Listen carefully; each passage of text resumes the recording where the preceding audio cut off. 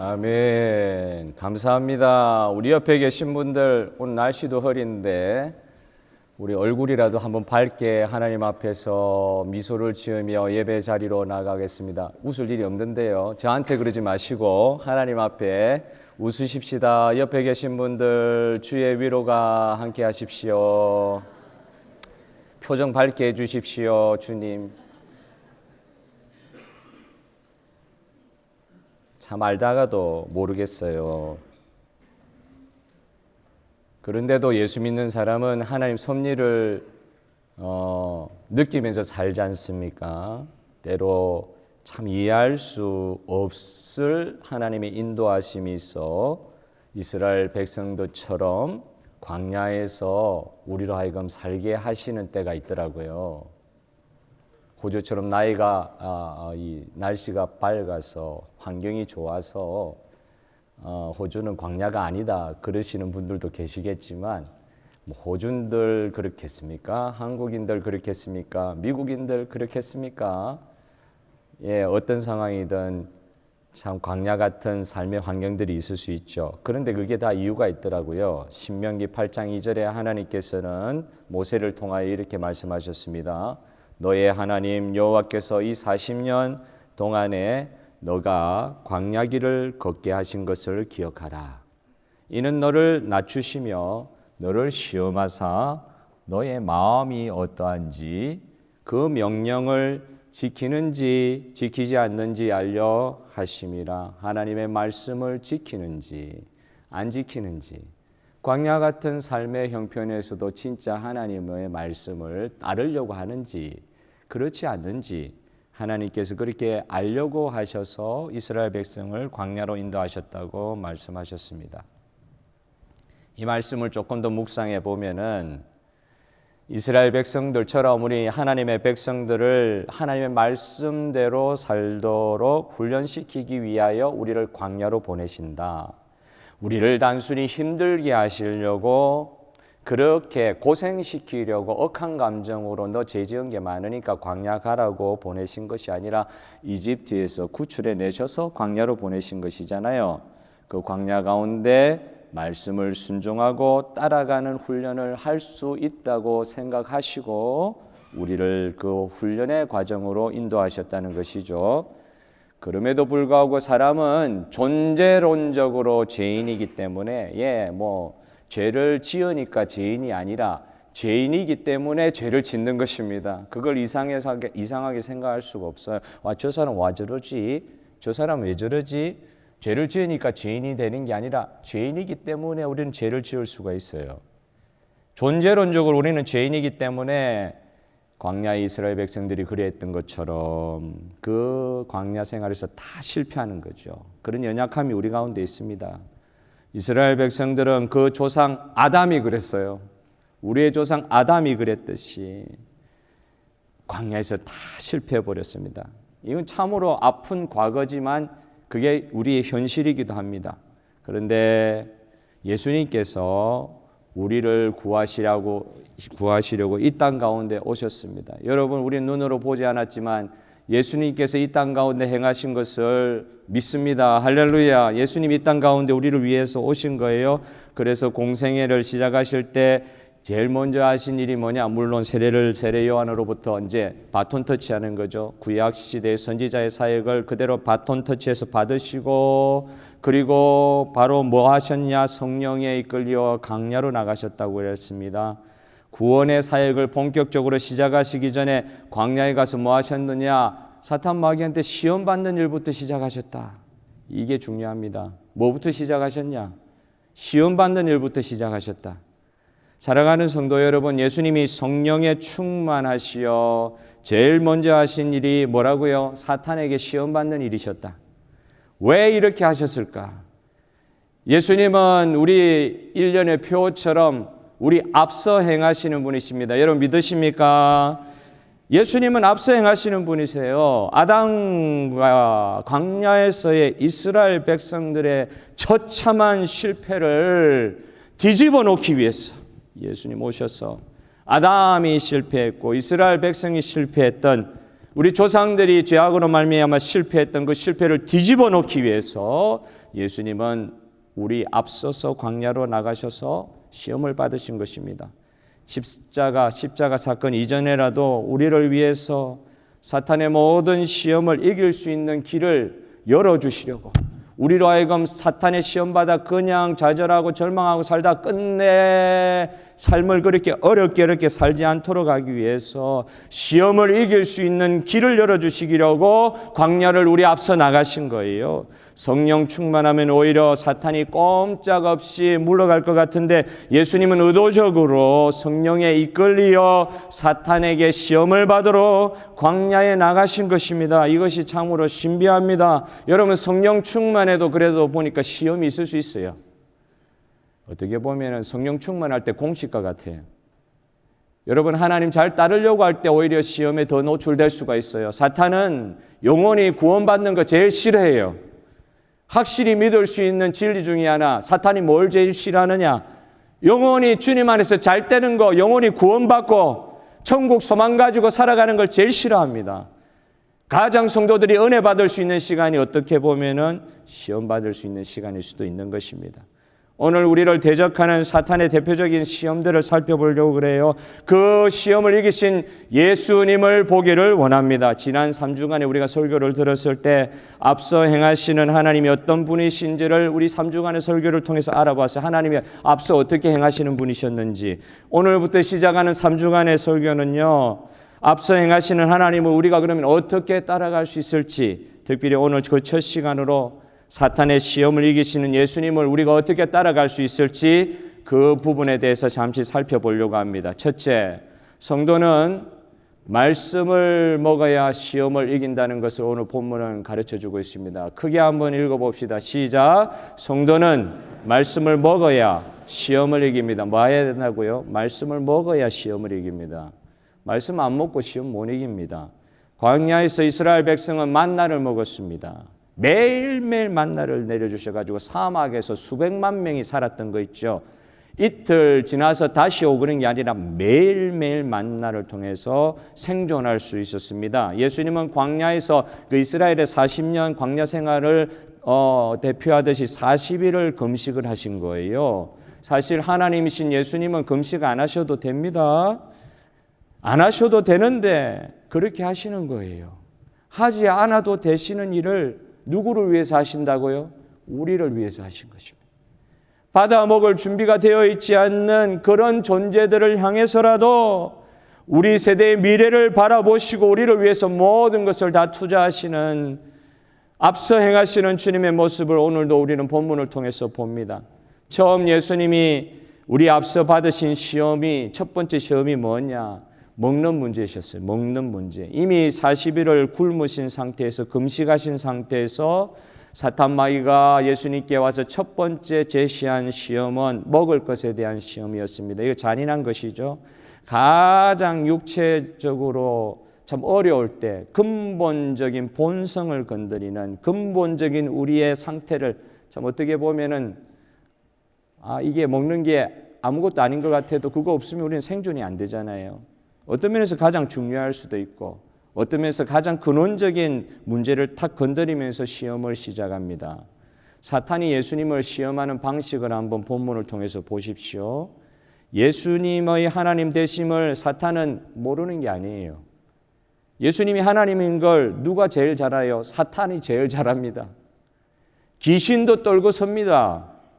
누가 제일 먼저 알아봤냐? 사람이 제일 먼저 예수님 알아본 게 아니라 귀신이 제일 먼저 예수님 알아봤어요. 예수님이 하나님 되심을 모르는 게 아니면서도 돌을 떡으로 바꾸어서 배고픔의 문제를 한번 해결해 보시라고. 그러니까 겉으로 보면은 예수님이 하나님 되심을 인정하는 것 같은데 그걸 교모하게 시험으로 바꾸는 것 같아요. 여기서 마귀가 노리는 노림수가 무엇입니까?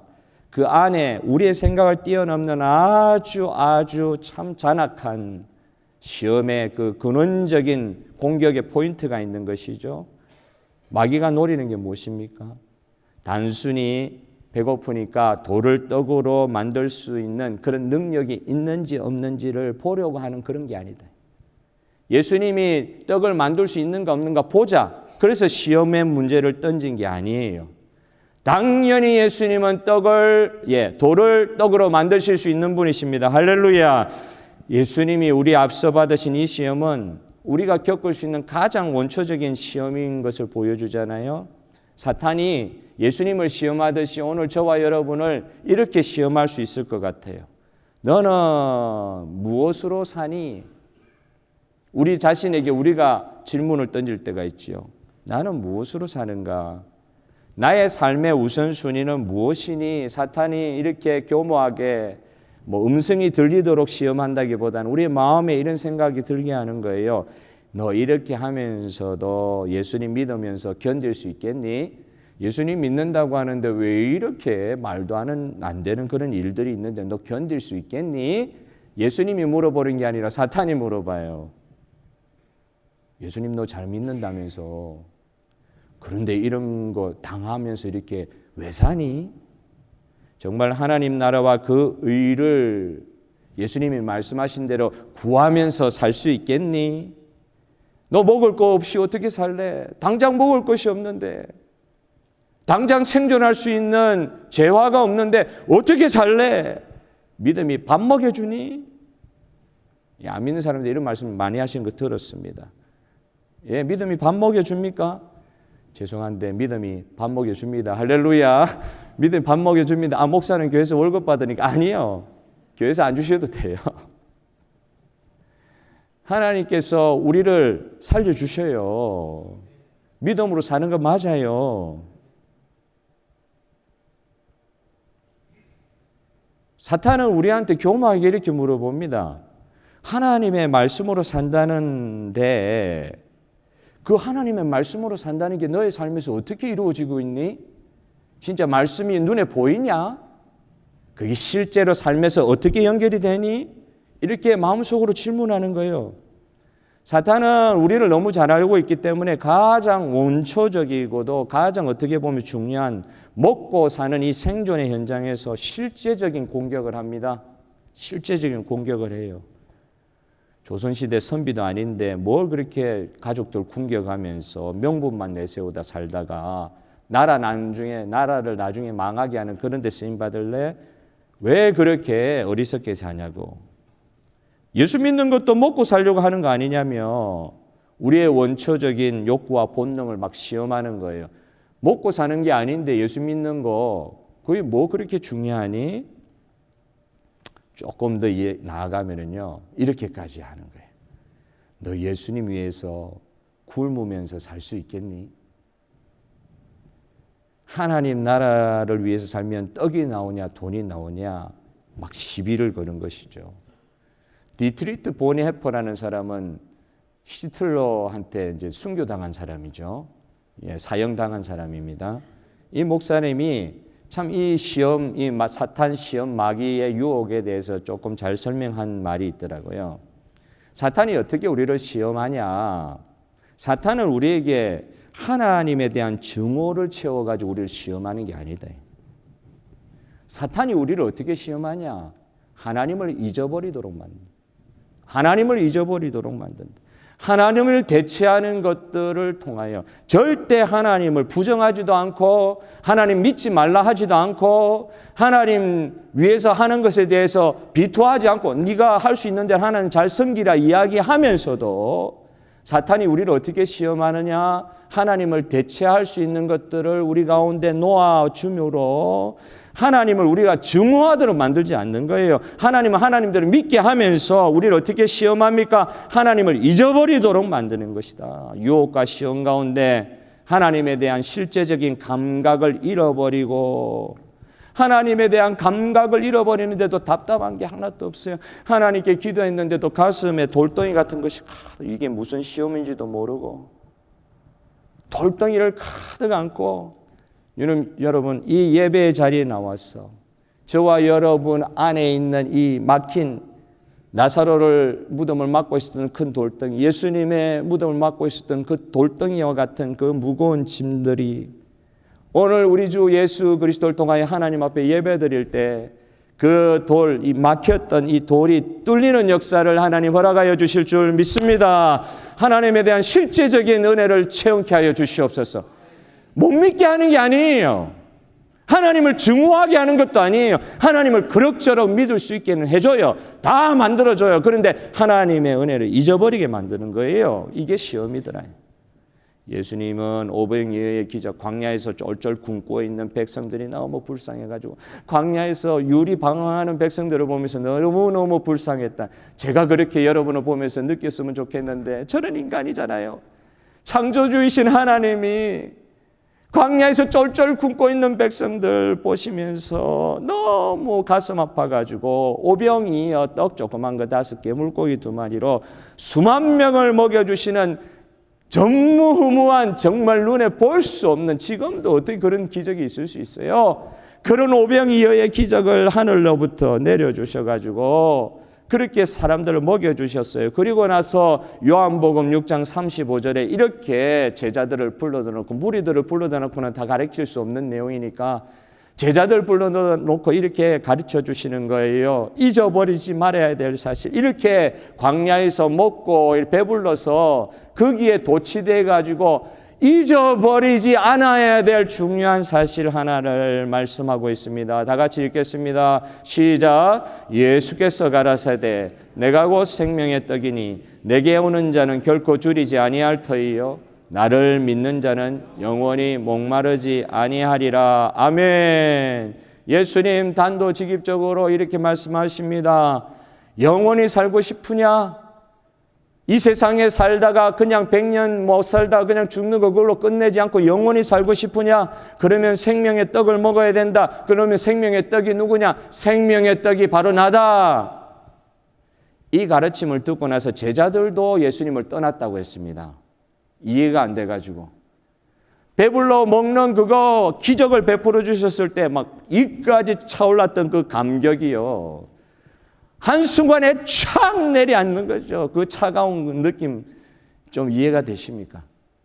나를 먹어야 영생할 수 있다. 이거 가리키기 시작하니까 사람들이 다 떠났다고 했어요.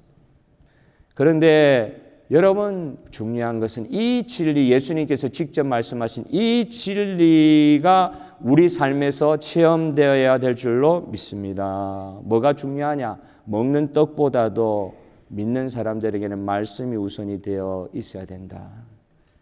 이건 어떤 분들 이러시더라고. 내가 하나님 앞에 많이 헌신한다. 헌신하면 하나님께서 주시더라. 그건 사실 기브 앤 테이크식에 주면 하나님께서 주시더라. 헌금을 해도 말이죠, 내가 이렇게 헌신하다 보면 하나님께서 다 채워주시더라.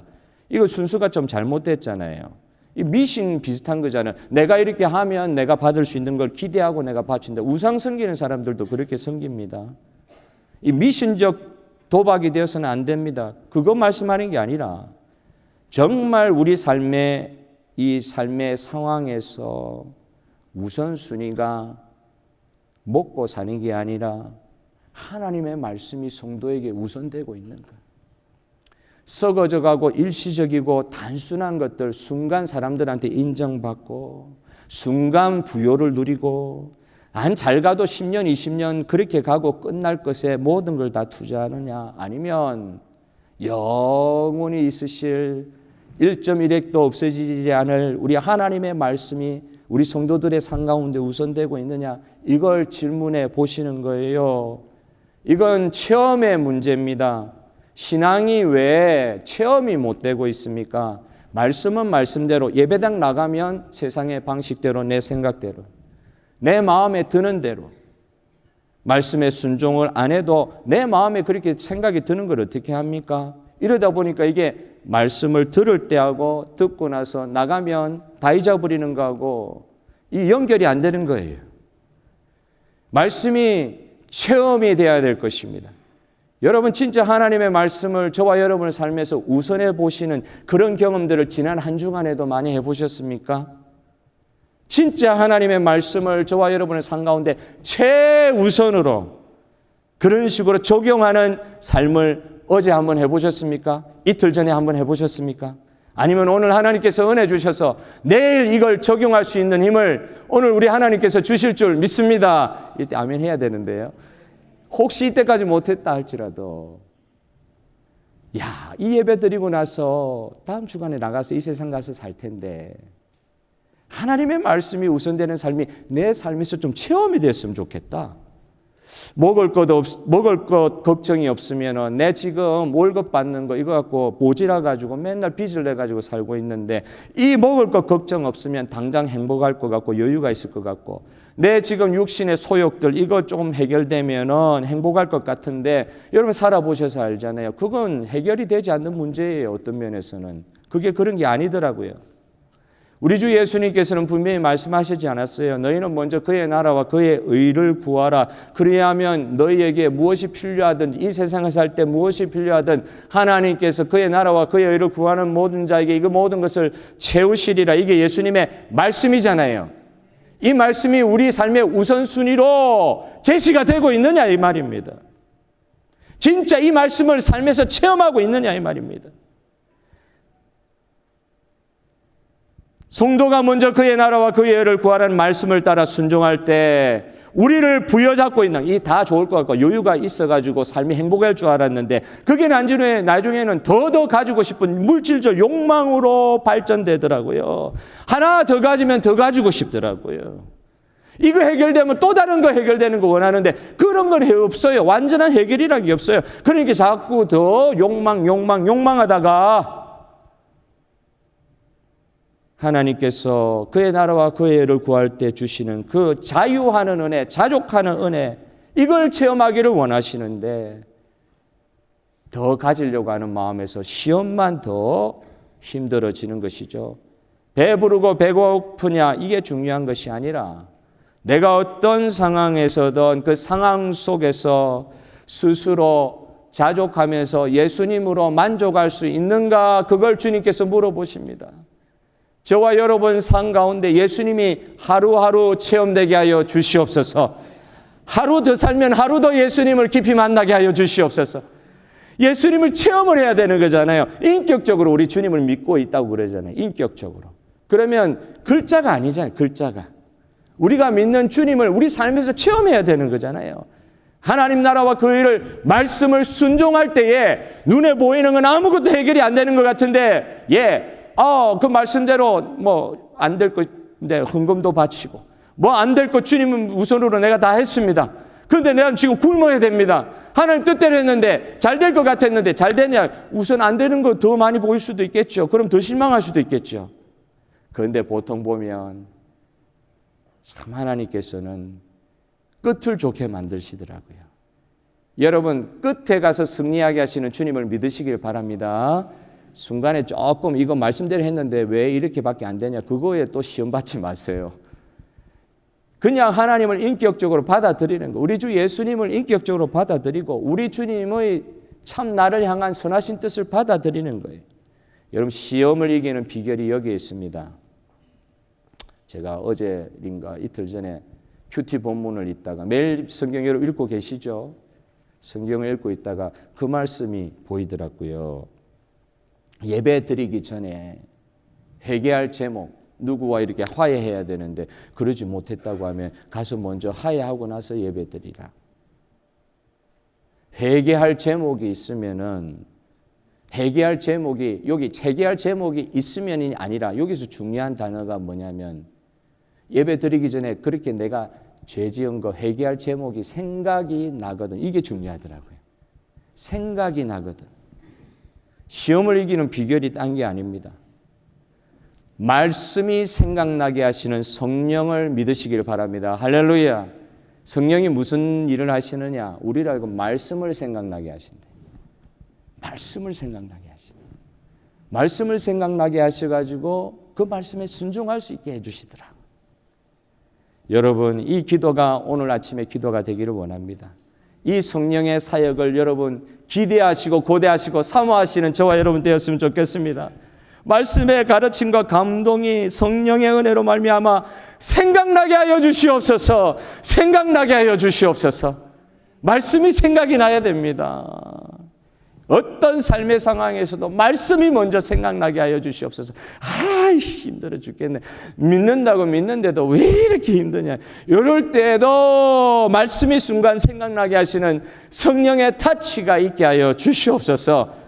막 나갈라 하다가도 말씀이 순간 생각나게 하셔서 성령의 의를 탁 얽어매시는 거예요. 이렇게 딱 보듬어 주시는 거예요.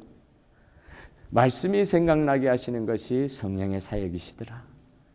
여러분, 매일매일 성령의 사역으로 말미암아 말씀의 충만을 누리하여 주시옵소서. 시험을 이길 수 있는 비결을 허락하여 주신 주님을 찬양합니다. 두 번째, 하나님의 선하심을 인정할 때 시험이 왔던 시험이 물러갑니다. 하나님의 선하심을 인정할 때 어떤 상황에서든.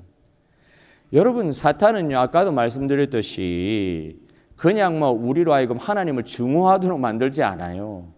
하나님을 그럭저럭 잘 믿게 만들어줘요. 상황을 만들어줘요. 오히려 더 편하게 믿을 수 있도록 만들어줘요. 제가 보니까 박해받고 순교지에서 더 순결한 신앙 피어나잖아요. 그러니 꼭 편한 상황, 풍족한 상황 주어가지고 예수님 잘 믿는 것은 꼭 아니더라고요. 물론 다 그런 것은 아니겠지만 사탄은 우리로 하여금 잘 믿을 수 있도록 그런 풍요로운 환경을 줍니다. 더 좋은 상황을 만들어 주기도 해요. 사탄은 말씀 자체를 반대하지 않습니다. 그도 피조물이기 때문에 예수님 먼저 알아본다고요. 사탄은 이런 식이에요. 야, 주님의 말씀이 다 맞네. 그 말씀대로 한번 해보자. 그런데 말이야. 여기 중요합니다. 그런데 말이야.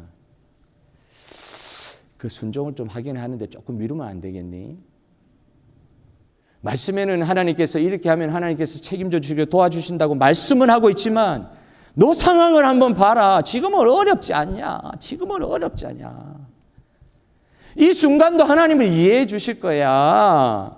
그러면 이때는 말씀을 조금 다르게 한번 바꿔보면 안 되겠니?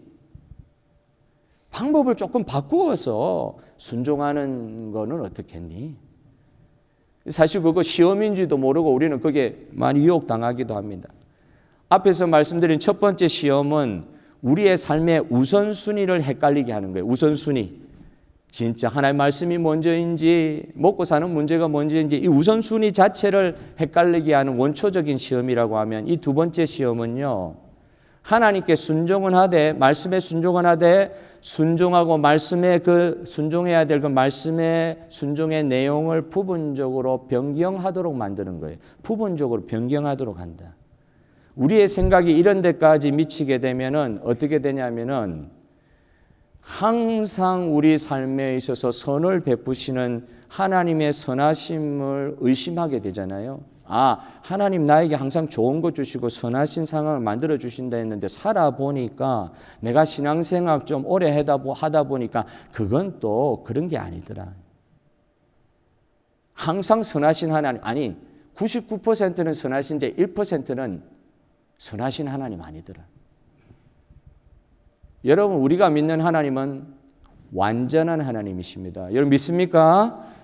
하나님은 거룩하신 하나님이십니다. 여러분 믿으십니까? 1.1에게 틀린 도 없으신 분이십니다.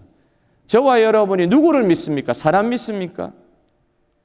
교회 믿습니까? 아니요. 이 가운데 계신 창조주, 구원자 하나님을 믿습니다. 그 하나님은 변함이 없으신 하나님이세요. 영원토록 선하신 하나님이세요. 그 말은 우리 삶에 어떤 상황이 경험이 된다 할지라도 만약 하나님 믿는 사람이면 그 상황을 하나님의 선하심으로 받을 수 있다 이 말입니다. 그런데 사탄은 하나님의 이런 완전하심을 의심케 해요. 한번 생각해 봐라 그래. 야, 니 진짜 주님 잘 믿었는데 이런 상황이 너한테 생긴 게 이게 진짜 하나님 선하심 맞니? 의심을 만들어 주잖아요. 하나님 믿지 말라 소리 절대 안 해요. 오히려 하나님 잘 믿으라 그래요. 그러고 나서 하나님을 하나님답게 못 믿게 만들어요. 그런데 우리 하나님은 완전하신 하나님이세요. 제가 구렁텅이에 빠져가지고 완전히 헤멜라이제이션, 완전히 헤매고 앉아 있어도 우리 하나님은 우리를 작정하실 때 구원하시기로 작정하셨으면은 결단코 우리를 구원하시는 하나님이세요. 말씀을 변개치 아니하시는 하나님이십니다. 그런데 잘 믿으라 그래 놓고 야, 그런 하나님 맞냐? 의심하게 만드는 게 사탄의 시험이더라고요. 그런데 성경은 우리에게 그러지 말라고 우리에게 본을 보여주시는 예들이 있잖아요. 성경을 가만히 보면은 성경에 나오는 인물들을 한번 보십시오. 순종하기가 너무너무 어려운 것을 알 수밖에 없는 상황에 딱 봉착해서도 말씀으로 승리한 예들을 성경 우리 인물들 실패한 예들도 많이 적어 놓으셨지만 대부분의 경우에 그렇게 어려워도 결국은 말씀이 하나님의 은혜가 승리케 하시는 그런 예들을 얼마나 많이 보여주십니까? 다니엘과 세 친구들처럼 정말 자기 삶에서 불리한 상황을 맞이했잖아요. 이거 이렇게 우아하게 설명했지만 사실은 여러분 그 상황에 한 가보셨다고 생각해 보세요. 목숨이 왔다 갔다 하는 절체절명의 순간 아닙니까? 말씀 자체를 순간 지키는 게 목숨하고 바꾸는 순간 아니었습니까? 불리한 정도가 아니죠. 말씀 지키려고 하다 보니까 죽어야 돼요. 그런데도 그들이 하나님의 선하심을 믿고 말씀 그대로 순종한 경험이 있다고 성경은 우리에게 제시해 주고 계십니다. 성경이 제시해 주시는 건 진리입니다.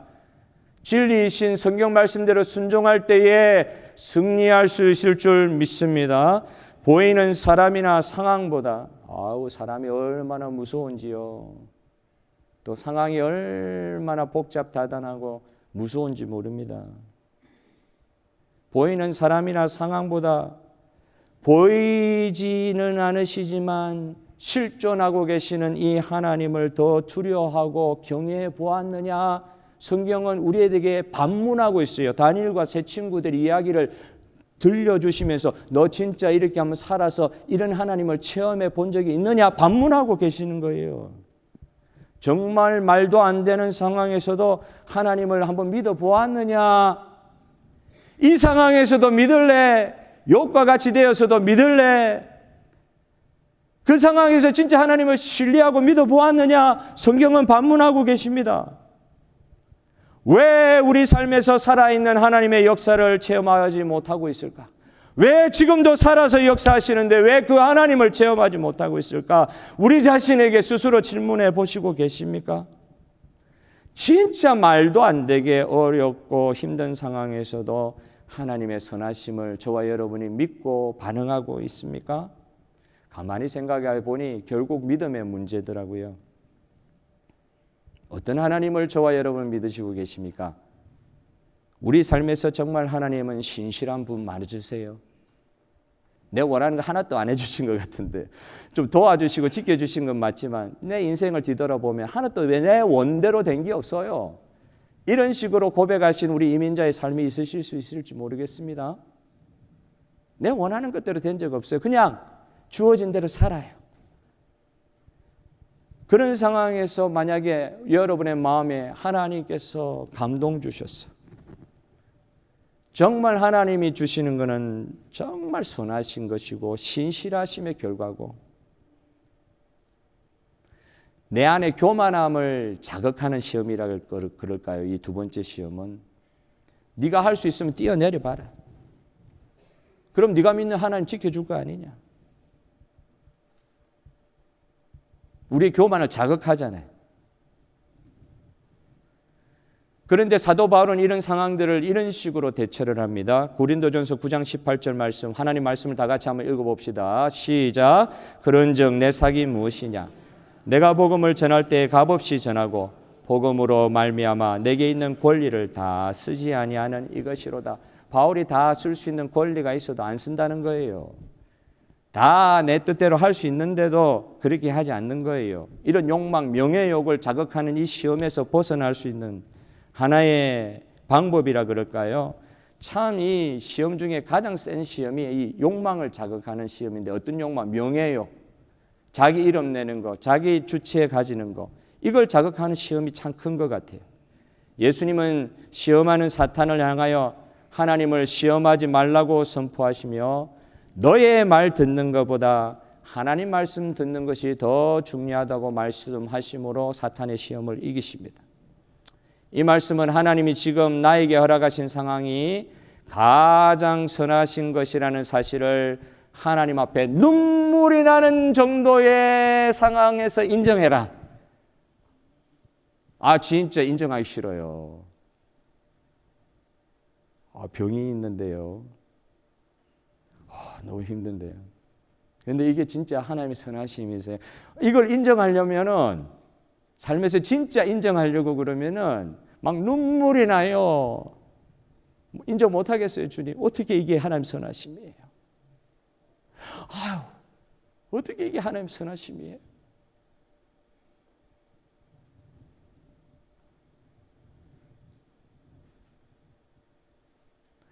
그래서 하나님께서는 예수님이 시험을 이기시는 이 장면을 통해서 성도라 하여금 가리키는 게 하나 있어요. 우리의 삶의 주인이 우리가 아니다. 제발 주인 행세하지 마라. 처음과 끝을, 우리의 인생의 처음과 끝을 정하신 주인은 따로 계시다. 이 세상과 나의 주인은 오직 하나님이십니다. 그러니까 막 정갈같이 보이고 독같이 보이는 상황도 하나님 주신 것으로 감사함으로 받으며 예배의 자리에 나와서 또 찬양하고 기도하고 주님께 우리를 맡겨드리는 이 은혜 가운데 있게 하신 주님을 찬양합니다. 말씀을 안다는 것은 사람이 주인 노릇을 해서는 안 된다는 사실을 안다는 것 같아요. 말씀을 아는 게 뭐냐? 사람이 주인 되어가지고 말씀도 이용하면 안 된다. 결국 하나님이 주시는 복이 뭐냐? 우리의 마음의 상태인 것 같아요. 내가 노력해서 이루는 것이 복이 아니고 내 행동의 결과로 복받는 것이 아니고 최종적인 주님께서 주시는 상급과 복은 우리의 구원의 결과로 주어지는 것이지 우리 노력이 구원의 조건이 아니라는 것을 가르쳐 주십니다. 언제든지 하나님을 신뢰하는 마음의 상태, 하나님의 선하심을 인정하는 믿음으로 오늘 이 아침 충만하게 하여 주시옵소서. 내 안에 선하신 계획을 갖고 계신 하나님을 오늘도 의지합니다. 주여, 부족하지만 내 기도와 이 감사와 찬양을 예배 가운데 받아주시옵소서. 마지막은 성도들 가운데 있는 시험은 결코 예배하는 성도들을 쓰러뜨리지 못합니다. 예배자를 쓰러뜨리지 못합니다. 시험이 있어도 예배자는 쓰러뜨리지 못해요. 사람이 눈으로 보는 것에 얼마나 약합니까? 안목의 정욕에 빠지는 경우가 얼마나 많습니까? 사탄은 거짓말장이기 때문에 자기 것도 아닌데 자기 것이라 속이면서 눈에 거창하게 우리 가운데 5만 가지 사기수표, 얼마나 거짓말을 남발하면서 우리로 하여금 유혹하는지 모릅니다. 쏟게 만듭니다. 얼마나 이 유혹에 또 우리는 쉽게 넘어가는지 몰라요. 사탄은 우리로 헛된 영광을 추구해가지고 넘어지게 하는 거예요. 제 것도 아닌데 제 것처럼 준다 그러는데 그거에 쏙 빠져들어가는 거예요. 야고보서 1장 14절 15절에 오직 각 사람이 시험을 받는 것은 자기 욕심에 끌려 미혹됨이니 욕심이 잉태한 적 죄를 낳고 죄가 장성한 적 사망을 낳느니라. 사망에 이르게 하는 죄가 무엇입니까? 제 인생의 주인이 자기가 되어 있는 것입니다. 정말로 근거 없는 자신감, 자만감의 제약에서 우리는 누구를 예배하느냐? 우리 자신을 예배하는 자리에 빠질 수가 있더라. 하나님을 예배하지 않는 거예요. 헛된 영광 마귀가 보여주는 그 거짓말의 유혹에 넘어가서 하나님을 하나님으로 예배하지 않습니다. 자기 연민에 빠진 내가 너무 불쌍하니까 예배도 안 돼요. 내 중심적인 생각 너무 하다 보니까 하나님도 내 생각 들어줘야 되는 그 하나님이다 보니까 제대로 예배가 드려지지가 않아요. 하나님을 예배하는 영광을 추구해야 될 줄로 믿습니다. 자기 영광, 자기 생각은 사실은 헛된 영광에 속한 것들입니다. 내 영광 아무리 추구해봐야 잠시 있다가 썩어질 것들, 또 일시적인 것들, 그거 붙잡고 끝까지 못 가는데, 그거 붙잡고 순간 모면하려고 하는데 그건 사실 헛된 것들이더라고요. 우리의 생명은 누구를 의지할 때 의미가 있습니까? 예배의 대상을 헷갈리면 안 됩니다. 정말 하나님께 속한 피조물로 할 수 있는 최고의 헌신은 진정으로 하나님을 예배하는 일인 줄 믿습니다. 구원받는 사람들의 삶 자체가 예배입니다. 할렐루야. 예수님은 사실 이 시험 가운데 승리하실 수밖에 없었어요. 누가복음 본문, 이 본문에 똑같은 본문이 누가복음에도 나오는데 누가복음에는 마태복음에 없는 말이 나와요. 사탄이 이런 것들 보여주면서 뭐라 그러냐? 자기가 받은 것이라 이야기해요.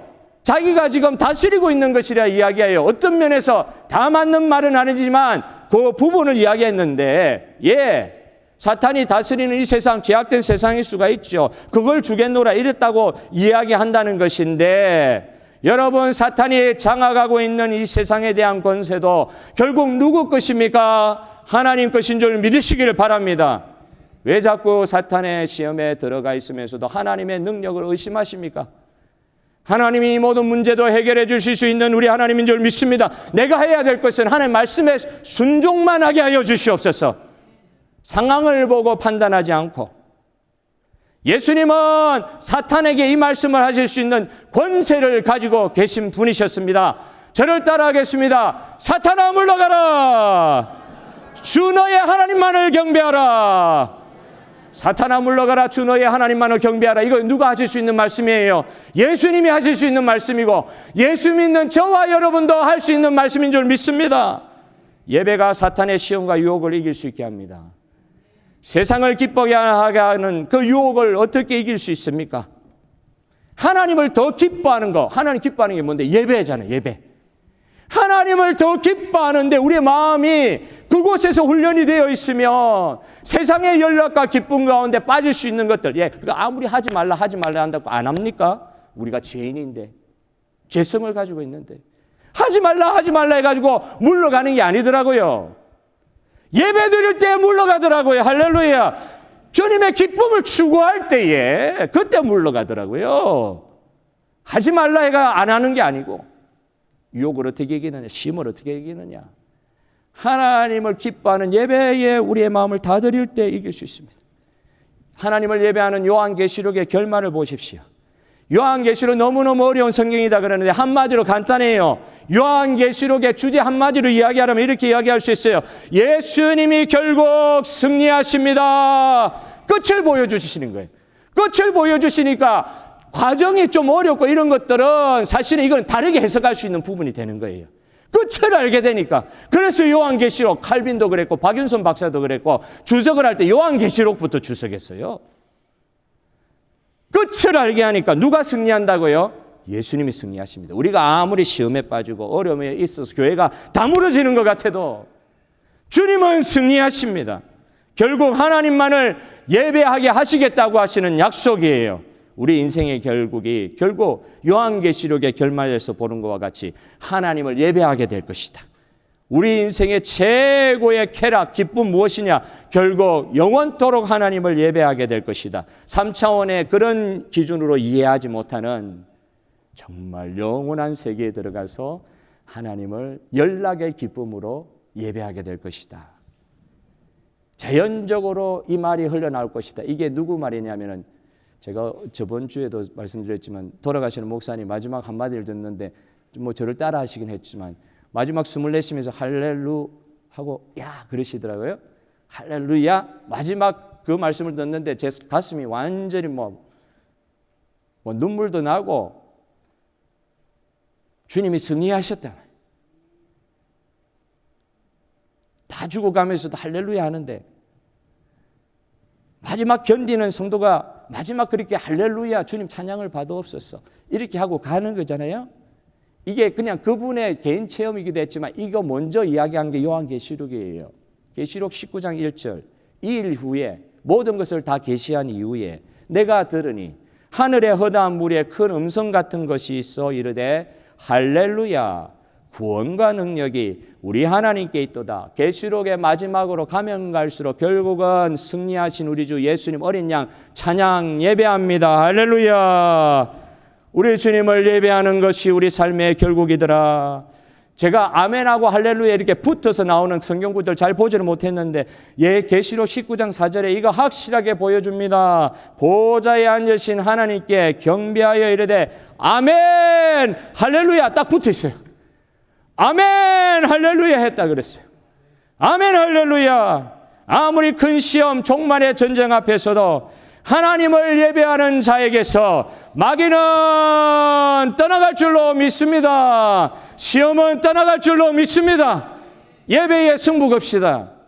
이 안에 2023년에 나의 개인의 예배도 중요하지만 공동체가 함께 드리는 교회의 예배, 공동체의 예배 가운데 사탄 마귀가 떠나가는 역사를 체험하게 하여 주시옵소서. 우리 한 사람 한 사람이 잘나서가 아니라 우리 가운데 계신 주님 때문에 주 예수 그리스도가 승리하신 것처럼 교회는 승리할 줄로 믿습니다. 우리 문제보다, 우리 교회보다 더 크신 하나님, 내 자신보다 더 크신 하나님, 그 하나님, 우리 주 예수님 성령님께서 우리를 앞서 인도하여 가실 때에 예배하며 따라갈 수 있는 이 안에 되시기를 주님의 이름으로 축복합니다.